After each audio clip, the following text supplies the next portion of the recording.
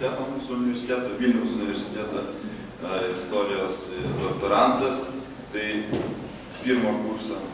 Tai pirmiausiai, kaip susijęs mano darbas truputėlį su ta studentija, kaip užkabino. Tai visų pirmiausiai teko šiek tiek domėtis dar bakalauro studijos jaunolietuvių sportininkais, tai yra jaunolietuvių sporto organizacija. Vėliau, šiaip kadangi esu Šaulių sąjungos narys, šiek tiek domėjausi apie šaulių studentus, tame tarpe ir jų korporacijas. O trečias dalykas, šiaip mano laikotarpis domėjimosi kryptis yra tarpukaris, todėl natūralu, kad šiek tiek domėjausi apskritai visos studentijos situaciją. Ir čia pirmiausia norėčiau apie archyvus trumpai, labai malonu, kad atsiranda žmonių savanorių, kurie ten neverčiami eina ir kažko ieško. Tai tikrai smagu, tik tai noriu pasakyti, kad ten kuo toliau eini, tuo daugiau randi ir labai sunku būna sustoti ir galo tikrai nebus. Yra atskiri fondai, per atskiras institucijas ir taip toliau, ir jeigu ten peržiūrėt, sakykime, vieną švietimo ministerijas, tai dar yra vidaus reikalų ministerijos ir taip toliau, ir dar, jeigu jau viską žiūrėsit, galėsit iki Kauno apskrities archyvą. Ten irgi darbo bus porai metų. Tai vat, aš apskritai gal apie studentiją, taip kalbant, sakyčiau, kad mums nusisekė su mūsų universitetu, kad jis taip įkurtas gan anksti ir mes taip neatsilikom nuo vakarų Europos ir jeigu kalbant apie studentiją, tai jau 17 amžiuje ir galima rasti dokumentų, kur kalbama, kad studentai rengia įspūdingus miesto karnavalus ir kitų dokumentų apie studentus, kurie geria alų ir labai smarkiai nusižengė. Tai jau 17 amžiuje. O apskritai studentiškas organizacijas, aš taip pagalvojau prieš čia ateidamas, nebūtinai korporacijas, bet organizacijas, tai aš iškart man taip į galvą atėjo 19 amžiaus pradžios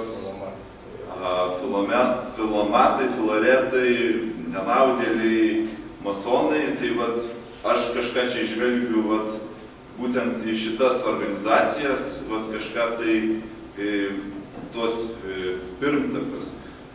O kodėl mano pranešimas chronologiškai nuo 22 metų, tai tiesiog ne dėl to, kad kažkokia tai korporacija kažkas tai įsikūrė, nes būtent nuo 22 metų galim kalbėti apie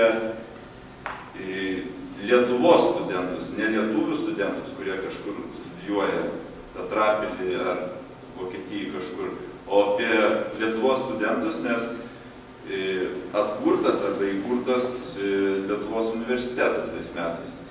Taigi ir čia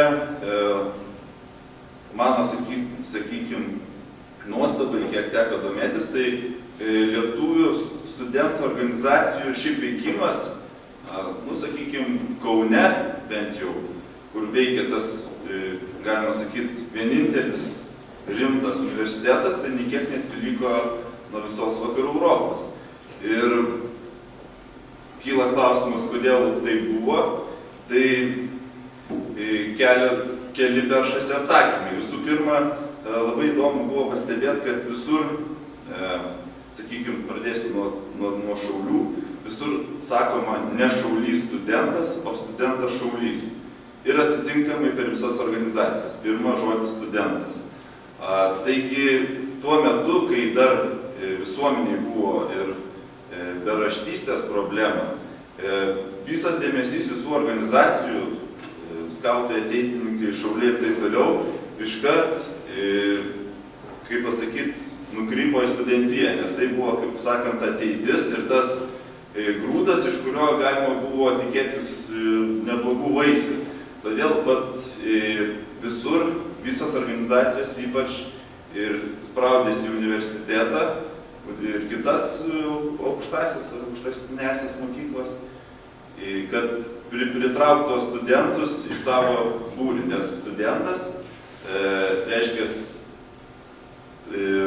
ateityje turėjo žadėti, kad tai bus rimtas, tikras narys kažkokios atskiros organizacijos ir tam tikrą netgi įtaką, nes, sakykime, 4000 tų studentų minėjo, tai beveik visi, kai pasižiūrim, kažkuo tai nusipelnė, nes į Pakliūtinį universitetą netaip lengva buvo.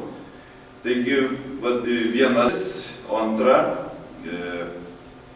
apskritai susijusi su tuo, kad kodėl ten visi bėgo į tuos universitetus ir taip kūrėsi. Apskritai carinės laikotarpis okupacijos taip nesužalojo žmonių mentaliteto, kaip sovietmetis paskui buvęs. Tiesiog daug artimesni ryšiai su užsieniu ir taip toliau.